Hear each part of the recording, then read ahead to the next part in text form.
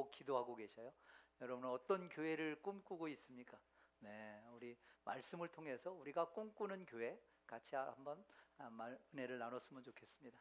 네, 우리 에베소서 1장 21절 23절인데 이 말씀, 본문 말씀 같이 한번 한 목소리로 한번 봉독하겠습니다. 모든 통치와 권세와 능력과 주권과 이 세상뿐 아니라 오는 세상에 일컫는 모든 이름 위에 뛰어나게 하시고 또 만물을 그의 발 아래에 복종하게 하시고 그를 만물 위에 교회의 머리로 삼으셨느니라.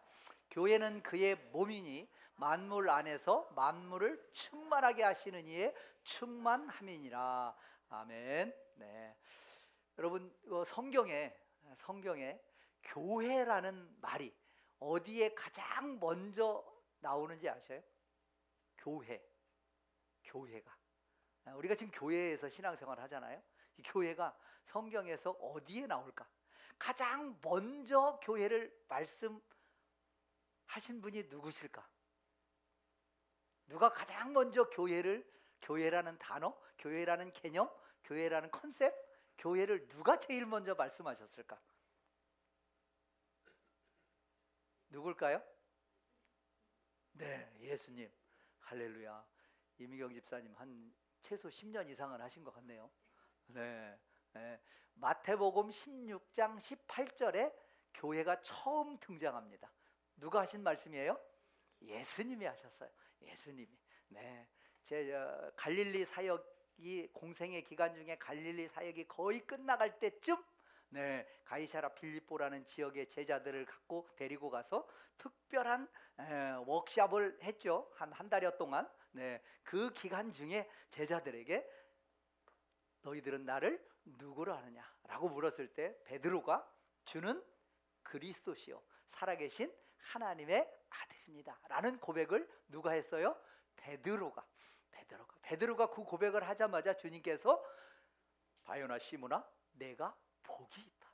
네, 예수를 그리스도라고 고백하는 자에게 복이 있습니다. 예수를 그리스도라고 인정하고 받아들이는 자에게 복이 있습니다. 하나님께서 놀라운 복을 주셔요. 네, 그러면서 내가 복이 있도다. 네가 이 고백을 한 것은 결코 사람의 지식으로 한 것이 아니다. 혈육으로 한 것이 아니다. 하나님께서 그렇게 하게 하셨다라고 말씀하고 계셔요. 여러분, 예수를 그리스도라고 고백하는 것은요, 이건 인위적으로 우리의 이성과 지성으로 하는 게 아닙니다. 이거는 성령께서 하나님께서 마음에 감동을 주지 않으시면 예수를 그리스도라고 고백할 수가 있어요, 없어요? 없습니다. 결코 없습니다. 결코 없습니다.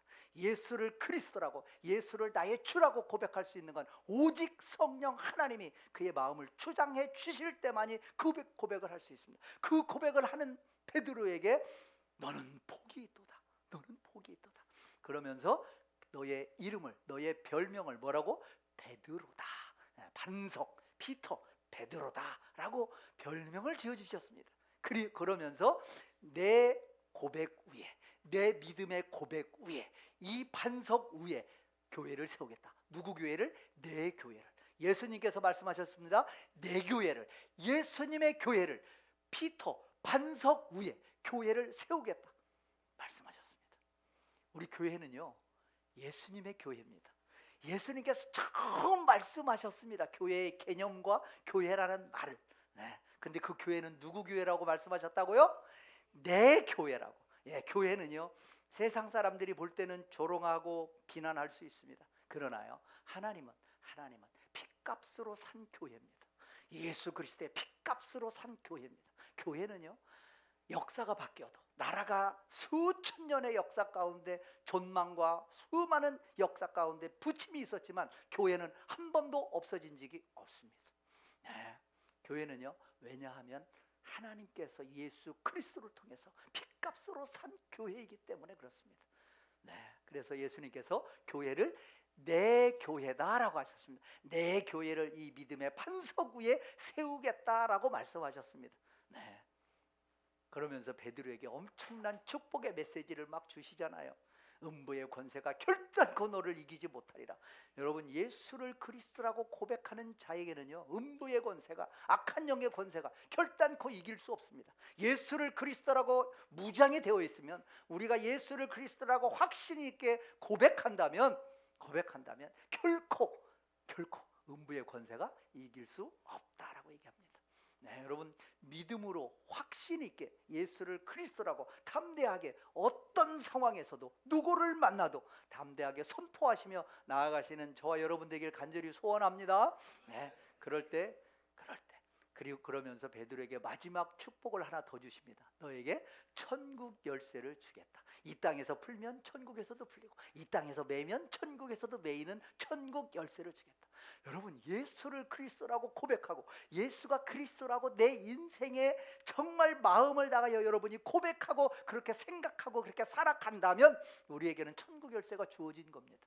여러분에게도 천국 열쇠가, 그런 똑같은 베드로가 그렇게 고백한 고백을 여러분의 마음으로 여러분의 입술로 고백한다면 저 여러분에게도 똑같이 동일한 천국 열쇠가 주어진 줄 믿습니다. 천국 열쇠를 사용하셔요. 천국 열쇠를 사용하시기 바랍니다. 네, 우리 옛날에, 요즘에는 다 이렇게 전자 이런 거잖아요. 옛날에는 마스터키라고 있었어요. 열쇠로 열고 닫고 사무실 많이 들어갔잖아요. 근데 어떤 열쇠에도 만능으로 열리는 키를 마스터키라고 하죠. 그거 갖다 꽂으면 다 열려요. 뭐 원리는 제가 잘 모르겠는데, 그런 만능키, 마스터키, 천국 열쇠를 누구에게? 예수를 그리스도라고 고백하는 자에게, 저와 여러분에게 주신 줄 믿습니다. 여러분, 믿음으로요 천국 열쇠 사용하시기 바랍니다. 네, 2026년도 새롭게 열어가면서 여러분 지난 한 해 묶였던 문제와 마음속에 앙금과 여러 가지 꼬인 문제들이 있나요? 푸시기 바랍니다. 여러분에게 열쇠를 하나님이 주셨습니다. 천국 열쇠를 주셨습니다. 믿음으로 그 열쇠를 받고요, 믿음으로 그 열쇠를 사용하시기 바랍니다. 사용하시기 바랍니다. 교회는요, 누구의 교회다?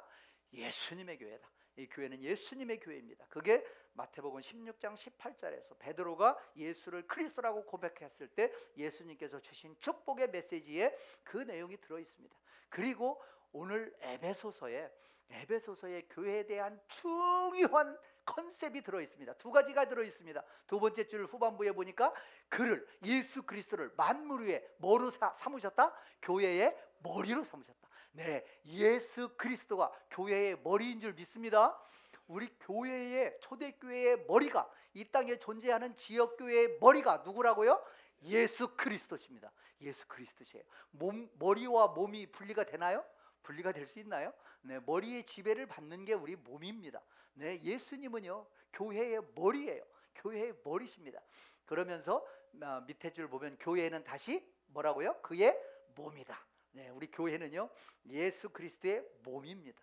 네, 몸은요 머리의 지배를 받습니다. 그렇잖아요. 여러분들도 지금 다 이렇게 다 머리 모시고 다니잖아요. 머리 잘 모시고 다니잖아요. 머리가 너무 중요한 역할을 하니까. 네, 머리에서 다 컨트롤하고 지령 내리잖아요. 네, 그죠? 척수를 통해서, 신경을 통해서 전기 신호로 우리를 다 컨트롤하잖아요. 또 혈액을 통해서 호르몬을 분비해서 모든 부분에 다 화학 신호를 통해서 우리 몸을 컨트롤하잖아요. 네, 전기 신호, 화학 신호를 통해서 머리가 몸을 지배합니다. 컨트롤하는 거예요. 그게 컨트롤이 안 될 때 여러 가지 문제가 생기는 거죠. 네, 우리는요 예수님의 컨트롤을 받아야 됩니다. 왜요? 교회의 머리가 예수님이니까 예수님의 컨트롤을 받아야 됩니다. 그러니까 예수님과 잘 양방통행이 돼야 됩니다. 하나님 머리로부터 몸으로 각 지체로 막 내려오는 그게 잘 문제가 없어야 되고, 또 머리로 올라가는 게 문제가 없어야죠.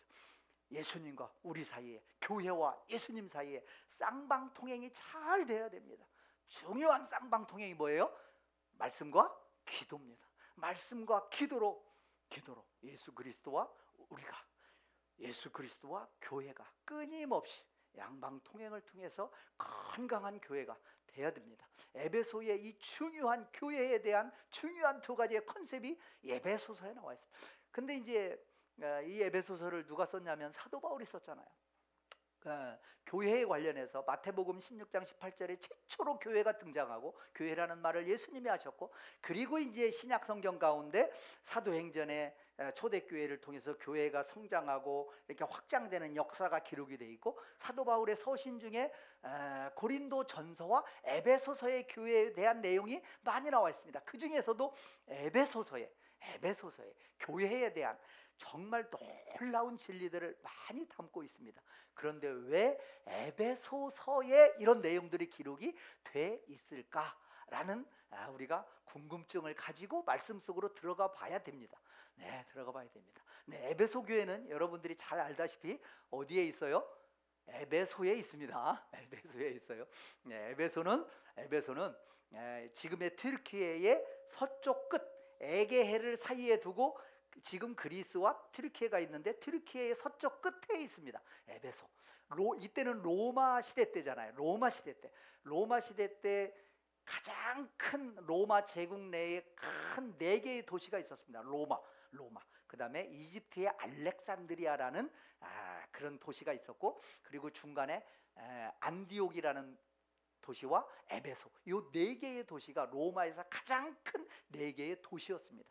그러니까 지방의 수도 역할을 했어요. 그러니까 에베소는 아시아 지역이라는, 지금은 뭐 우리가 전체가 사는 데가 아시아지만 옛날 2000년 전에는 튀르키예의 서쪽을 아시아라고 불렀습니다.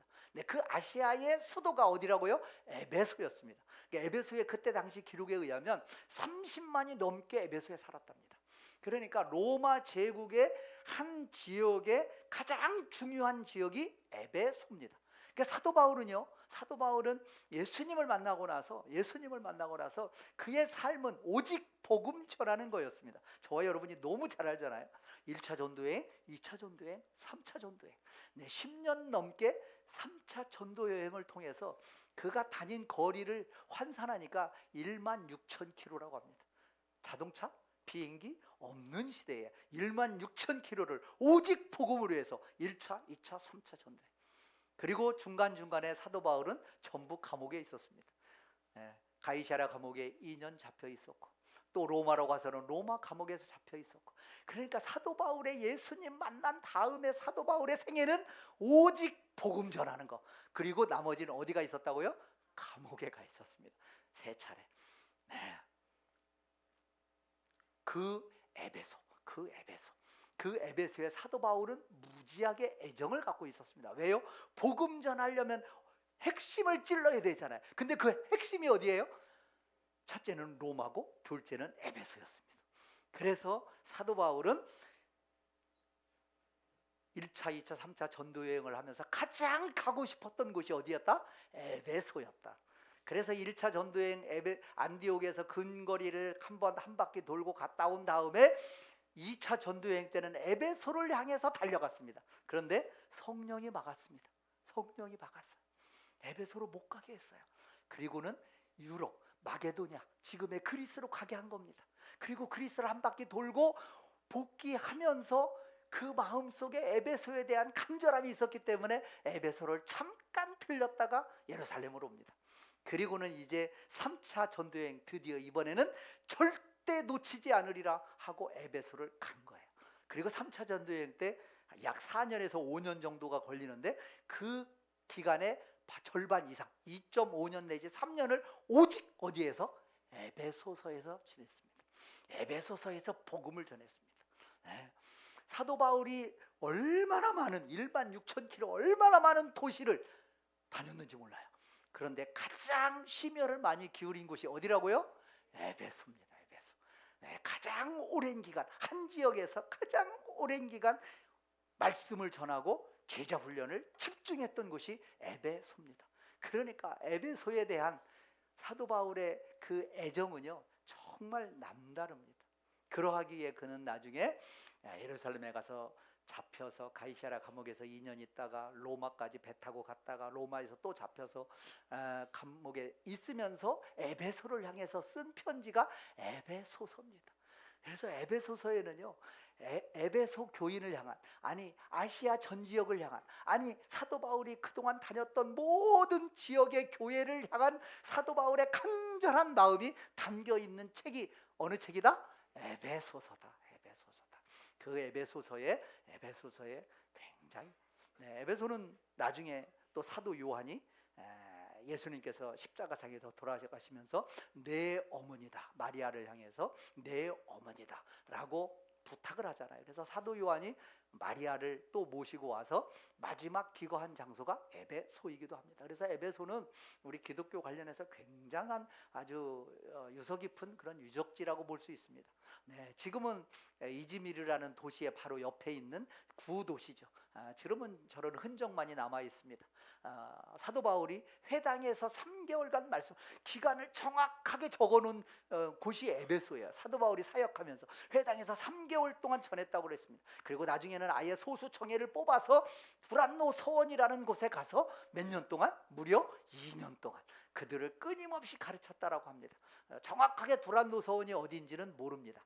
대략 유추하기를 저 도서관 부지였던 저 유적지 저쪽이 두란노 서원이 아닐까라고 생각을 하고 있죠.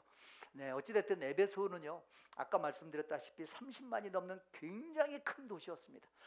사도 바울이 복음 전할 때 에베소에는 저 오른쪽 위에 있는 저 사진에 신전이 있었습니다.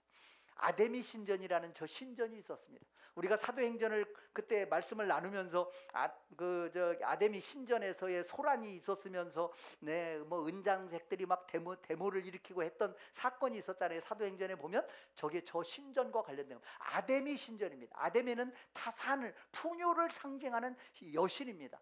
그리스에서 넘어온 거죠. 얼마나 크고 웅장했는지요. 알렉산더가 페르시아 제국을 정벌하면서 헬라 제국을 만들잖아요. 알렉산더가 페르시아를 침범해서 그 에베소에 도착했을 때 BC 한 300년 정도 되는 때니까 그때는 저 신전이 파괴되고 터가 남아 있었습니다. 그 터를 보고 너무너무 크고 웅장한 그 파괴된 터를 보고 알렉산더가 감동을 받습니다. 그래서 알렉산더가 에베소 사람들한테 제안을 합니다. 나에게 만약에 내 이름을 저 건물에 붙여주면 내가 모든 비용을 다 대서 저 아데미 신전을 내가 재건하겠다. 아데미 저 신전이 고대 7대 불가사의 중에 하나입니다. 저 건물이요. 그래서 그 건물을 자기가 짓겠다고 알렉산더가 제안합니다. 그런데 에베소 사람들이 노하죠. 그래서 알렉산더도 못했습니다. 그런 일화가 있는 것이 저 아데미 신전입니다. 어찌됐든 저곳에서 사도 바울은요 정말 열심히 복음을 전했습니다. 얼마나 열심히 복음을 전했는지 사도행전 19장 10절에 보면 이렇게 나와 있습니다. 2해 동안 이같이 하니 아시아에 사는 자는 유대인이나 헬라인이나 다 주의 말씀을 듣더라. 아시아 지역에 사는 그 에베소는 아시아 지역의 수도였는데 그 전 아시아 지역에 있는 모든 사람, 그 중에서 유대인, 헬라인 관계없이, 헬라인은 유대인을 빼놓고 모든 이방인을 얘기하는 겁니다. 유대인이나 헬라인이나 다 주의 말씀을 들었다. 그러니까 2년 동안 공부 꽤나 한다는 사람은 다 에베소로 모였잖아요. 저희도 열심히 공부하면 다 서울로 보내고 뭐 말은 제주도로 보내라고 이런 말이 있잖아요. 그런 말처럼 아마도 에베소에 그렇게 많은 사람들이 몰렸던 것 같습니다. 그래서 그곳에서 2년 동안요 주의 말씀을 사도 바울은 정말 열심히 전했습니다. 그래서 그 말씀이 에베소를 중심으로 해서 아시아 지역에 있는 모든 교회에 퍼진 겁니다.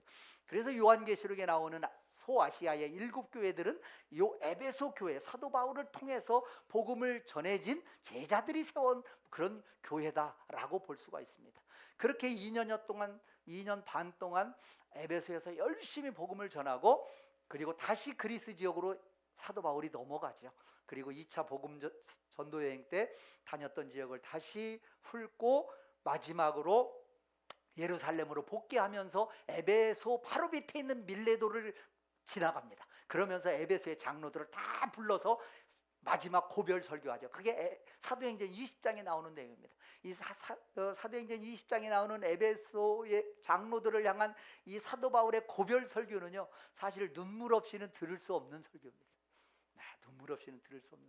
특별히 사도행전 20장 24절에 사도 바울이 이 에베소 장로들을 불러놓고 나의 달려갈 길과 내가 주님께 받은 사명, 주 예수 그리스도의 복음, 그 복음을 내가 전하려 하면 내 생명을 조금도 아깝지 않게 여긴다, 생각한다 하면서 그 에베소 장로들에게 설교하는 내용이 나옵니다. 교회를 향해서 교회는 예수 그리스도의 핏값으로 사신 교회다. 교회를, 성도를 잘 지키고 섬겨라. 그리고 나는 떠나가지만 말씀을 붙잡아라. 말씀이 여러분들을 붙잡을 것이다. 나는 떠나가지만 말씀을 붙잡고 승리해라. 그러면서 말씀을 붙잡으라고 얘기합니다. 그러면서 나는 2년 반 동안 여러분에게 나의 본을 다 보여줬다. 내가 어디에 관심 있는지, 무엇에 관심 있는지, 내가 약자와 부족한 사람들을 내가 어떻게 섬겼는지 너희들이 다 보았지 않느냐. 그러면서 마지막에 받는 것보다 주는 것이 복이 있다. 주는 자가 되라 라고 이야기를 합니다. 그러면서 에베소를 떠나죠. 그래서 사도 바울의 마음속에는요, 에베소를 향한 정말 남다른 그 사랑과 열정과 마음이 담겨 있습니다. 마음이 담겨 있습니다. 그래서 에베소서는 구원에 관련된 교회의 대서사시다라고 어느 신학자가 그렇게 표현을 했더라고요. 그래서 에베소서에는 그리스도 안에서 우리 성도가 어떤 위치에 있는지, 성도에게 주어진 축복이 무엇인지, 그리고 교회에 관한, 교회 시스템 속에, 교회 속에 담겨진 하나님의 놀라운 비밀이 있는 것을 에베소서에서 아주 자세하게 설명을 해주고 있습니다. 그래서 이 말씀을 통해서 모든 교인들이 영적인 성숙을 기하도록 에베소서를 사도 바울이 로마의 감옥에서 편지를 써서 이렇게 보낸 것이죠. 그래서 특별히 우리 1월 한 달 동안 우리 에베소서 말씀을 좀 가까이 하는 그런 기간들이 좀 됐으면 좋겠습니다. 6장이니까 여러분들이 관심 있게 읽으면 한 15분에서 20분이면 읽습니다. 15분, 20분씩 투자해서 에베소서 말씀을 1월 한 달 동안 여러 번 한번 읽어보셔요. 정말 큰 은혜가 임할 겁니다. 놀라운 은혜가 있을 겁니다. 오늘 함께 본문 읽었던 말씀, 에베소서 1장 말씀에서 예수 그리스도는 교회의 뭐다? 교회의 머리다.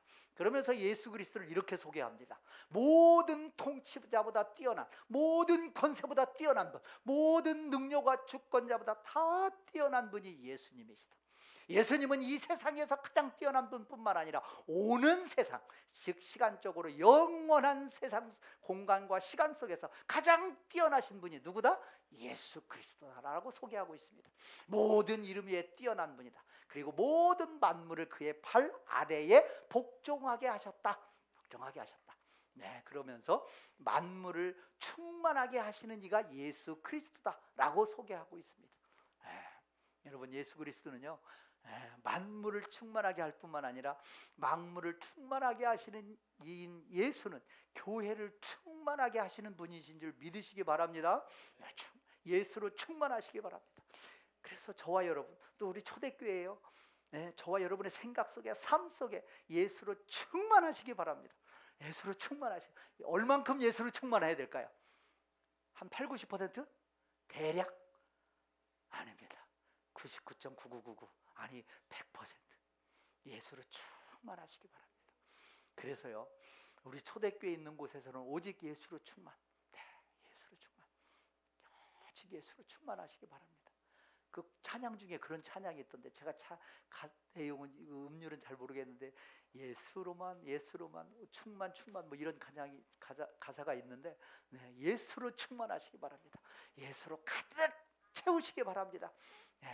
예수로 저와 여러분의 생각과 삶의 모든 영역에 예수로만 가득 차서 어디를 찔러도, 머리를 찔러도, 손을 찔러도, 몸을 찔러도 뭐가 나와? 예수가 나오는, 예수의 진액이 저와 여러분을 통해서 나오는 그런 우리 저와 여러분, 우리 초대교회 되길 간절히 소원합니다.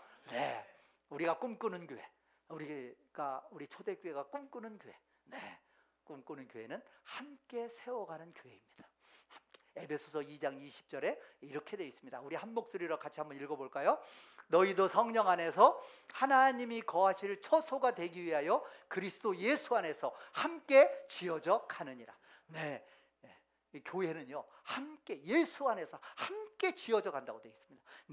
함께 만들어가는 거예요. 저와 여러분이요, 함께 만들어가는 겁니다. 구약의 성전은 건물이었습니다. 그렇죠? 구약의 건물이었습니다. 생명력 없는 재료로 만들어진 건물이 구약의 성전이었습니다. 그리고 그곳에서 동물의 피를 제물로 바치면서 예배를 드렸습니다. 그런데 신약 시대는요. 건물이 아닙니다. 뭘까요? 믿는 자들의 마음입니다. 우리 안에 거하시는 성령 하나님이 거하시는 저와 여러분의 마음이 성전입니다. 그리고 그 마음이 모인 곳이 성전입니다. 즉 다시 얘기하면 신약 시대의 교회는 건물이 아니라 마음이 모이는 곳입니다. 예수 안에 있는 마음들이 모이는 곳입니다. 그러니까 이 안에 여러분의 마음이 오지 않으면 여기 참석한 게 아닙니다. 예배드리는 게 아니에요.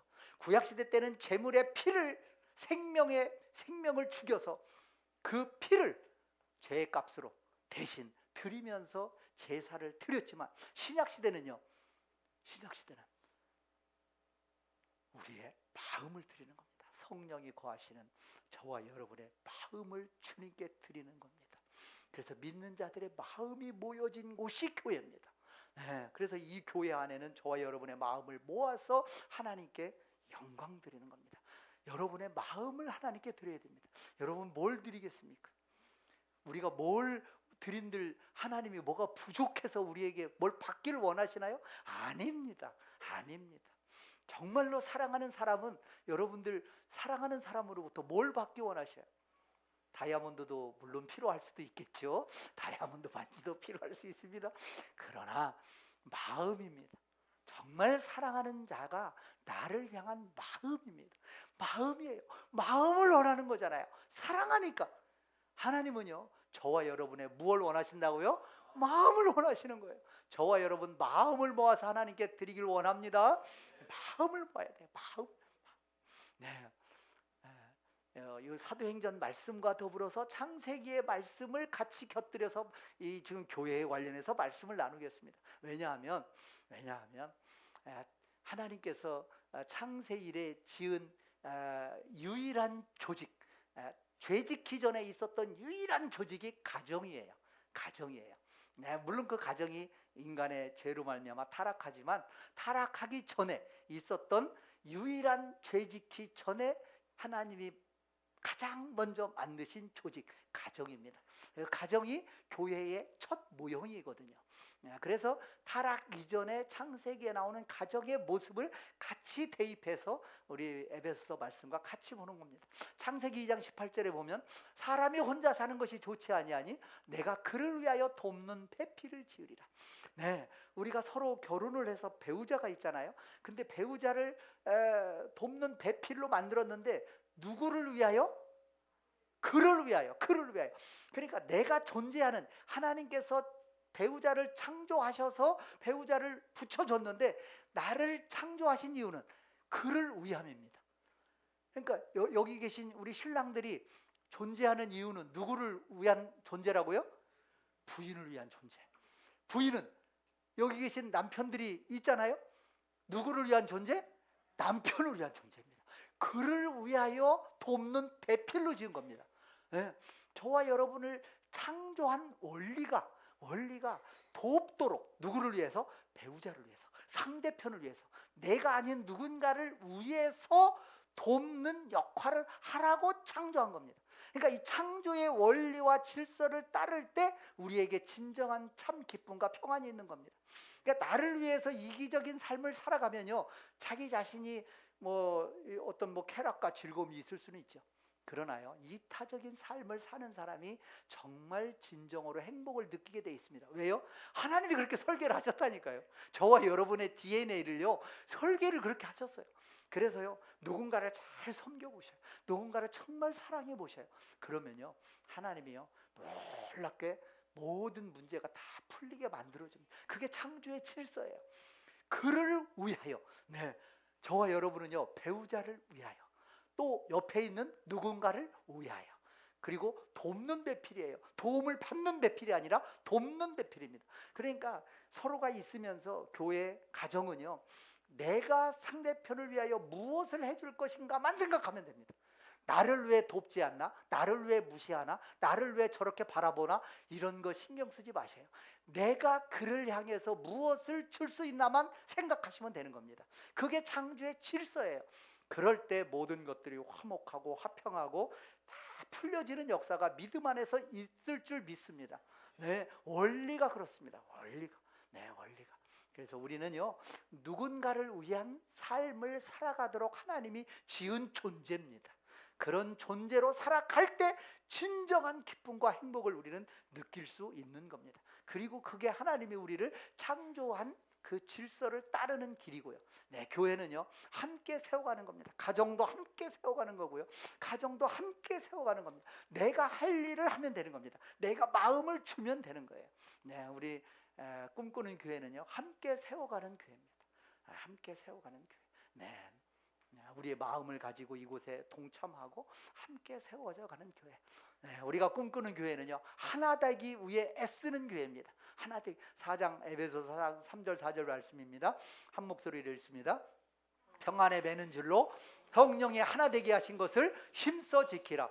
몸이 하나요 성령도 한 분이니 너희가 부르심의 한 소망 안에서 부르심을 받았느니라.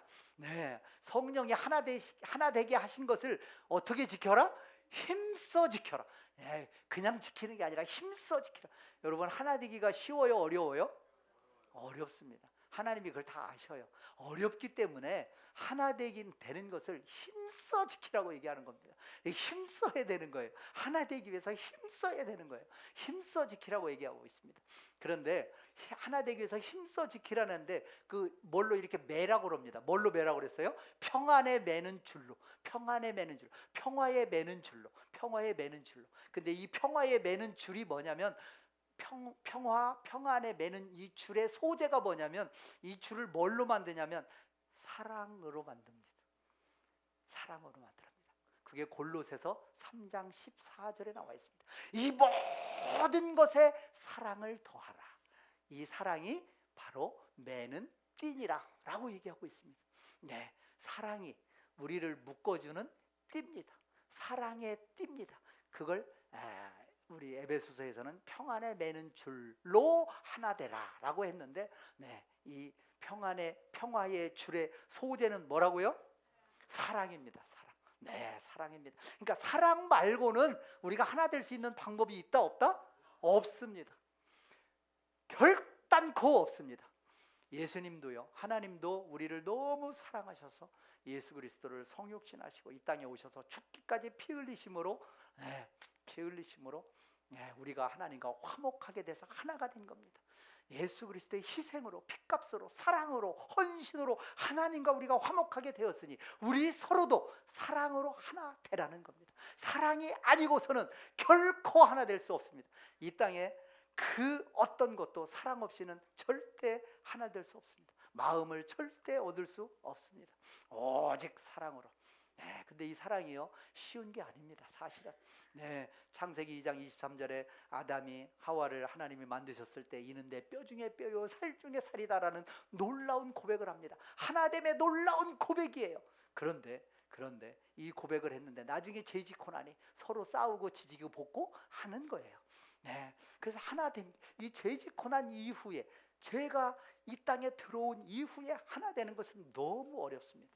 얼마나 어려운 거냐면 나를 내려놔야 되기 때문에 그렇습니다. 그리고 상대방을 내가 수용해야 되기 때문에 그렇습니다. 이토록 어려운 거예요. 그래서 이거를요, 힘써 지키라고 하는 겁니다. 그런데 그 방법은 평안에 매는 줄, 사랑으로 만든 평안에 매는 줄로 하나 될 때만이 가능하다라고 우리는 말씀을 드릴 수 있습니다. 우리가 꿈꾸는 교회는요, 받은 은사대로 섬기는 교회입니다. 에베소 4장 7절 말씀에 우리 각 사람에게 그리스도의 선물에 분량대로 은혜를 주셨습니다. 우리에게는 구원을 주셨지만 구원을 받은 모든 그리스도인들에게 선물을 주셨어요. 근데 그 선물이요, 다 달라요. 분량대로 다 은혜를 주셨다는 것입니다. 네, 주신 분이 선물을 그잖아요. 자녀들에게 선물을 줄 때 뭐 요즘에는 물어보고도 주긴 하지만 대개는 주는 자의 선택 아니겠습니까? 주는 자의 주권이죠. 네, 그래서 선물을 주죠. 네, 그러니까 우리는 선물을 받은 입장에서 서로 다른 사람의 선물을, 재능을 가지고 불평불만할 수는 없습니다. 네, 받은 은혜에 감사하며 각각 다 다르게 주셨습니다. 크고 작고 분야가 다르고 다 다르게. 네, 하나님은 다 주셨습니다. 한 명도 예외 없이 재능을 주셨습니다. 네, 그 재능을요, 우리는 믿음 안에서 서로가 다 다르니까 그것을 보완해 나가면서 하나를 멋지게 교회를 세워 나가는 것이죠. 세워 나가는 겁니다. 하나님이 창세기 1장 20절, 하나님이 자기 형상 곧 하나님의 형상대로 사람을 창조하셨잖아요. 남자와 여자를 창조했다라고 말씀하고 있습니다. 네, 남자도 하나님의 형상대로 창조했고요, 여자도 하나님의 형상대로 창조했습니다. 그런데 다르잖아요. 다 다르잖아요. 다 다릅니다. 다 다릅니다. 아담이 각 생물을 불렀습니다. 식물, 동물 다 불러가지고 각각의 그 이름을 그 특성에 맞게 지어줬습니다. 네, 우주 만물, 네, 나무도 똑같은 나무 하나도 없습니다. 잎사귀도 다 다릅니다. 사람도 80억 인구가 다 달라요. 네, 정말 이렇게 다르게 만들었다는 게 기적입니다. 정말 기적이에요. 네, 놀라운 기적입니다. 하나님의 이 놀라운 예술성, 하나님의 이 풍성한 사랑을요, 우리는 우주 만물을 보면서 또 나와 다른 사람들을 보면서 느껴야 되는 거예요. 왜 너는 나처럼 그렇게 생각 안 하니? 왜 너는 나 같지 않니?라고 비난하고 욕할 게 아니라, 참 너를 보니 정말 신기하다. 너를 보니 정말 하나님이 어떻게 너처럼 또 만들 수 있을까? 이 사람은 또 어떻게 또 이렇게 만들 수 있을까? 이러면서 감탄해하고 감격해하시는 저와 여러분 되길 간절히 소원합니다. 네, 우리가 꿈꾸는 교회는요, 서로 사랑하는 교회입니다. 에베소서 4장 2절 말씀에요, 모든 겸손과 온유로 하고 오래 참음으로 사랑 가운데 서로 용납하라라고 얘기하고 있습니다. 네, 우리는요 서로 용납해야 됩니다. 나와 같지 않을지라도, 또 약점과 결점이 있을지라도요, 우리는 용납해야 돼요. 이 세상은 어떻습니까? 이 세상은요, 약점이 보이고 결점이 보이면요, 그걸 집요하게 파고듭니다. 그게 세상입니다. 네, 그거를 짓밟고요, 그걸 이용해서 죽이고요, 딛고 일어섭니다. 그게 세상입니다. 근데 교회는요, 그러면 안 되죠. 우리 교회는요, 서로의 약점이 있으면요, 그걸 보완해 주는 거, 그걸 덮어주는 겁니다. 서로 용납하는 거예요. 네, 그 약점을 용납하라고 나에게 그걸 보게 한 겁니다. 우리는 그런 믿음으로, 우리는 그런 마음으로 사랑 가운데서 서로 용납해야 됩니다. 네, 그러면서 에베소서 5장에서 또 부부의 가정을 이야기하면서 그리스도께서 교회를 사랑하시고 교회를 위하여 자신을 주신같이 하라. 배우자를, 상대편을 그렇게 사랑하라는 겁니다. 그리스도께서 교회를 사랑하고 자신을 주신같이 사랑한 것 같이 사랑하라는 것이죠. 그러니까 사랑의 수준과 깊이와 이 폭이 어디까지여야 되는지를 분명하게 제시를 하고 있습니다. 네, 우리가 꿈꾸는 교회는요, 성숙한 교회입니다. 우리가 꿈꾸는 교회는요, 성장하는 교회입니다. 에베소 4장 13절 14절에 이렇게 얘기하죠. 우리가 다 하나님의 아들을 믿는 것과 아는 일에 하나가 되어 온전한 사람을 이루어. 네, 이 온전한 사람을 이룬다는 얘기는 다르게 표현하면 성숙한 사람을 이룬다는 얘기입니다. 우리는 성숙해져야 됩니다. 우리는 성숙해져야 돼. 우리 교회 안에서, 믿음 안에서 우리의 삶의 목표는, 하나님을 향하여 저와 여러분의 삶의 목표는요, 성숙해지는 것이 저와 여러분의 삶의 목표가 되어야 됩니다. 네, 그렇게 목표가 되어질 때 우리는 이 땅에서 풍족한 삶을 살 수가 있습니다. 반드시 성공하는 삶을 살 수 있습니다. 왜요? 목표가 그거니까. 네, 저와 여러분은요, 성숙해져야 됩니다. 저와 여러분 성숙한 사람들이 되기를 원합니다. 아니, 초대교회 이 자리에 계신 분들은 많이 성숙한 사람이에요. 그러나 어디까지? 장성한 분량에, 예수 그리스도의 장성한 분량에 이르기까지 성장해야 된다라고, 충만한 데까지 이르러야 된다고 이야기하고 있는 거예요. 근데 이 성숙한 사람은 무엇에 성숙하느냐, 무엇을 통해서 성숙해지느냐? 하나님의 아들을 믿는 것과 아는 일에 하나가 될 때 성숙해진다고 얘기하고 있습니다. 네, 하나님의 아들 예수 그리스도를 믿는 것, 예수 그리스도를 아는 일에 하나가 됐을 때 성숙해진다라고 이야기하고 있습니다. 저와 여러분들이 정말 믿음 안에서 2026년도에 성숙한 그리스도인이 되기를 원하십니까? 예수 그리스도를 믿는 것과 아는 일에 하나가 될 때 우리는 성숙한 사람, 온전한 사람이 될 수가 있습니다. 그렇게 되면요, 더 이상 어린아이로 살지 않습니다.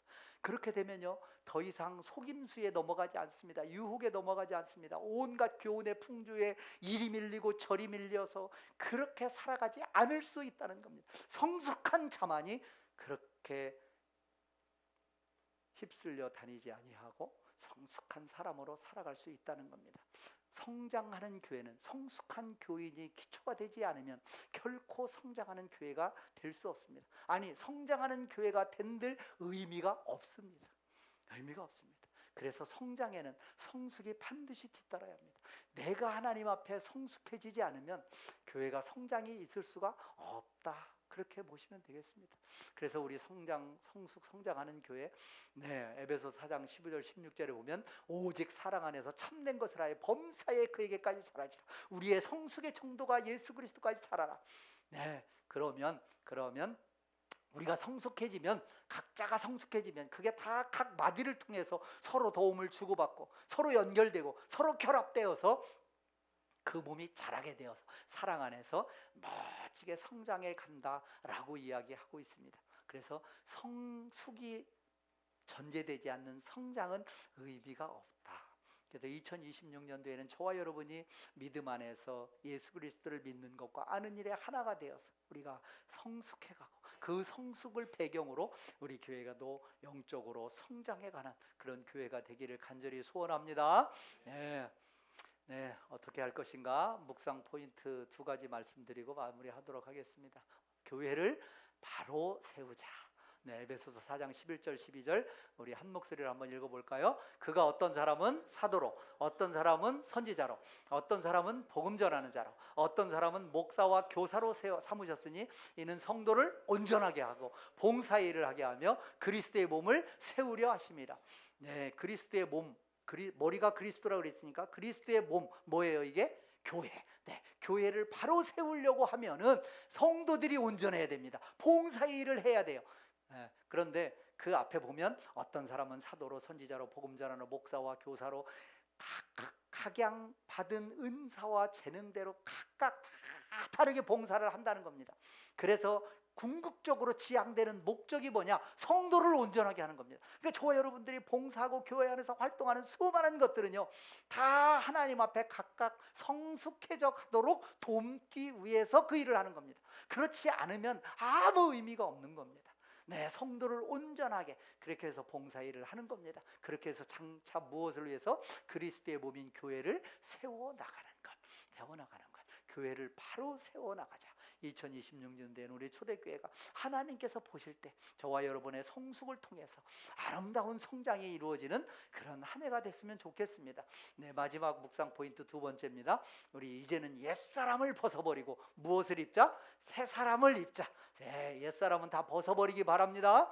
진리가 예수 안에 있는 것 같이 너희는 유혹의 욕심을 따라 썩어져가는 구습을 따르는 옛사람을 벗어버리고, 우리 옛 본성 벗어버려야 돼요. 옛 본성, 유혹의 욕심을 따라가는 썩어져가는 그런 구습은 버려야 됩니다. 옛 습관은 버려야 됩니다. 이런 것들을 과감하게 버리시기 바랍니다. 그래야 버리고 새 옷을 입잖아요. 이런 건 벗어버리고 너희의 심령이 새롭게 되어 하나님을 따라, 하나님의 형상을 따라. 성경에 하나님을 따라라고 되어 있는데요, 여기다가 형상을 넣는 게 전체적인 의미가 더 맞습니다. 하나님의 형상을 따라 의와 진리의 거룩함으로 지으심을 받은 새 사람을 입으라. 저와 여러분 새 사람을 입으시기 바랍니다. 근데 새 사람을 입는데 이 새 사람이 어떤 걸로 지어진 거냐면 하나님의 형상을 따른 거예요. 하나님의 형상을 따라. 창세기에 아담을 지을 때 뭘로 지었다고요? 하나님의 형상을 따라 지었잖아요. 근데 죄로 말미암아 하나님의 형상이 어떻게 됐어요? 저와 여러분의 마음속에 있던 하나님의 형상이 다 산산조각이 났잖아요. 그런데 예수 그리스도께서 오셔서 그걸 회복시켜 주셨잖아요. 그래서 하나님의 형상을 다른 말로 하면 예수 그리스도입니다. 창세기에 하나님의 형상을 따라 아담을 지었다라고 되어 있는데 그 하나님의 형상은 예수 그리스도를 예표하는 겁니다. 예수 그리스도를 닮게 우리를 지은 겁니다. 그런데 죄로 말미암아 하나님과 멀어지면서 그 형상이 다 찾아볼 수 없을 정도로 파괴됐던 것이죠. 그런데 예수 그리스도께서 2000년 전에 다시 오셔서 그걸 회복시켜 주신 겁니다. 그 회복시켜 주신 것이 바로 의와 진리와 거룩함입니다. 의와 진리의 거룩함으로, 예수 그리스도를 따라서 의와 진리의 거룩함으로 하나님은 네, 예수 그리스도를 통해서 우리에게 의를 알게 하셨습니다. 진리가 무엇인지를 알게 하셨어요. 거룩함이 어떤 것인지를 알게 하셨습니다. 그래서 의와 진리와 거룩함으로 우리는 예수 그리스도를 바라보면서 예수 그리스도를 옷 입고 예수 그리스도를 바라보고 예수 그리스도로 생각하고 저와 여러분의 생각 속에 삶 속에 예수 그리스도로 가득 차서 예수 그리스도로 가득 차서 그런 새 사람을 입으라라고 에베소서 4장에서 말씀하고 있습니다. 네, 올해는 2026년도에 옛사람을 벗어버리고 새 사람을 입으시는 저와 여러분 되시기를 간절히 소원합니다. 아멘. 네, 기도하겠습니다.